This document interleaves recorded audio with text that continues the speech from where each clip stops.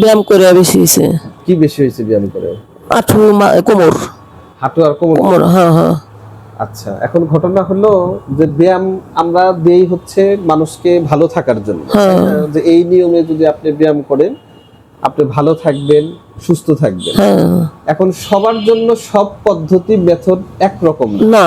আপনি দেখবেন যে 10টা মানুষ বা আপনারা 3 বোন বা 10টা মানুষ বা 5টা মানুষ যদি একসাথে বৃষ্টিতে ভিজে, দেখবেন যে কারো জ্বর আসছে, কারো জ্বর আসে না।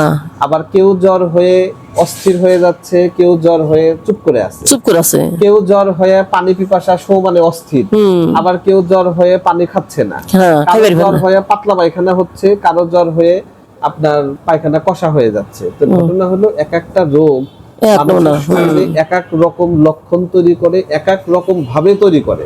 যদিও কিছু সব রোগের কিছু কমন সিমটম আছে।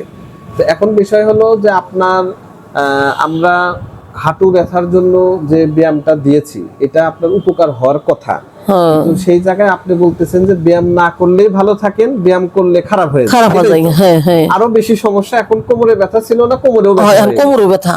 আচ্ছা, তো এখন ঘটনা হলো যে আপনার জন্য তাইলে সঠিক পরামর্শ হলো যে আপনার আর ব্যায়াম করা যাবে না। এইবার আপনি ব্যায়াম না করে 15 দিন বা 2 সপ্তাহ দেখেন কি হয়। ব্যায়াম করে আপনি ভালো থাকেন না ব্যায়াম ছাড়া ভালো থাকি?